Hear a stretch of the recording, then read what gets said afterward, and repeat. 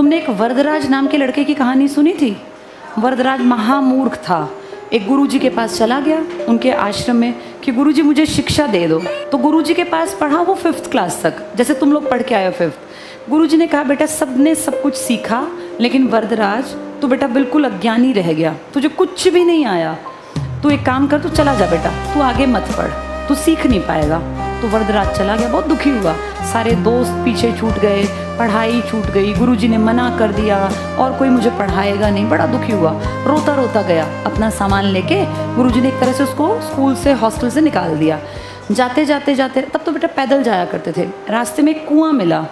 तो वरदराज उस कुएं पे बैठ गया। बैठते बैठते आंखों से टप टप टप आंसू गिर रहे थे। सोच रहा था मैं कहाँ जाऊँगा, क्या कहूँगा मैं घर जाके, सर ने मुझे क्यों निकाला, मैं इतना बुद्धू क्यों हूँ, क्यों नहीं मुझे चीज़ें समझ में आती, सब लोग पढ़ सकते हैं मैं क्यों नहीं पढ़ सकता।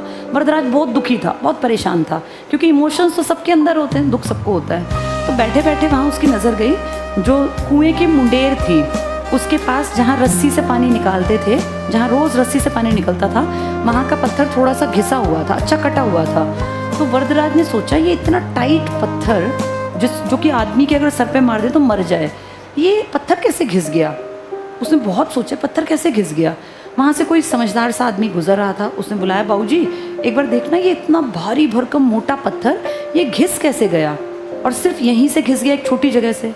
तो उस आदमी ने कहा अरे मूर्ख, तुझे नहीं पता ये रस्सी जो लगातार इस्तेमाल हो रही है पानी लाने के लिए, खींचने के लिए, इस रस्सी के जोर ने इस पत्थर को काट दिया। तो वरदराज ने कहा सर ये रस्सी तो बहुत हल्की है, तो नारियल के उस धागों से बनी है। नारियल देखा है, कच्चा नारियल, उसके ऊपर देखे वो जब हम कन्या जमाते हैं अपने घर पे तो नारियल नहीं रखती मम्मा, वो जो होते हैं ना उसके उसको बोलते हैं कॉयर, उसकी रस्सी एक पत्थर को कैसे काट गई।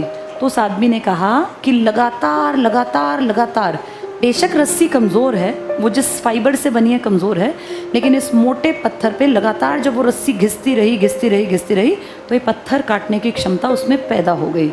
तो वरदराज के दिमाग में एकदम से एक थॉट आया कि अगर एक नॉन लिविंग रस्सी एक इतने मोटे भारी भरकम पत्थर को काट सकती है, तो क्या मैं अगर अपनी बुद्धि में बार बार बार बार बार बार चैप्टर पढ़ता जाऊँ, समझने की कोशिश करूँ, तो क्या मेरी बुद्धि में ये चैप्टर नहीं आएगा। उसको फील हुआ कि आएगा, अगर एक रस्सी काट सकती है एक भारी पत्थर को तो मैं भी सीख सकता हूँ।